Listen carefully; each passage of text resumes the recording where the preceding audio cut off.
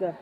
Hi, I'm Callan and I did two experiments. My first experiment was testing the different types of core materials of electromagnets and its strength.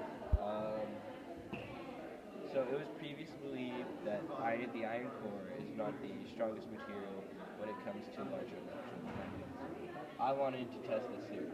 I tested this by having three different core materials. The three different core materials were steel, aluminum, and iron. I tested this by cutting them all down to the same size and having them all be around the same diameter. Then I turned a power supply onto 2 volts to and set a paperclip 2 centimeters away from the electromagnet. Then I saw at which distance the electromagnet could no longer attract the paperclip, and I would record that. Then I would turn the power supply up by 1 volt, and I did this until it reached all the way. I repeated this process until it reached 10 volts. And I found that the iron core was by far the strongest material because it was the only one that was able to attract the electromagnet at all.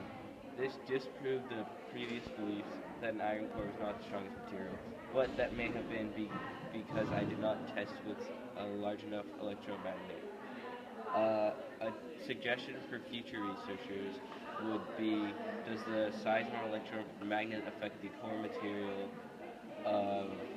to affect which core material is the strongest?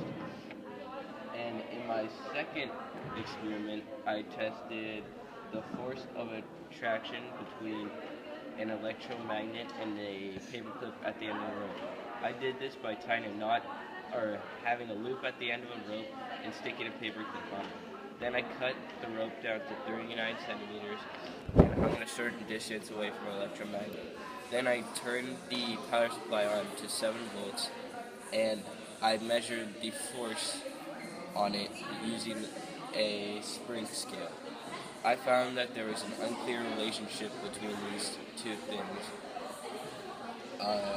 and this may have been because the paperclip and the electromagnet were not close enough together to find a relationship. And that was my experiment.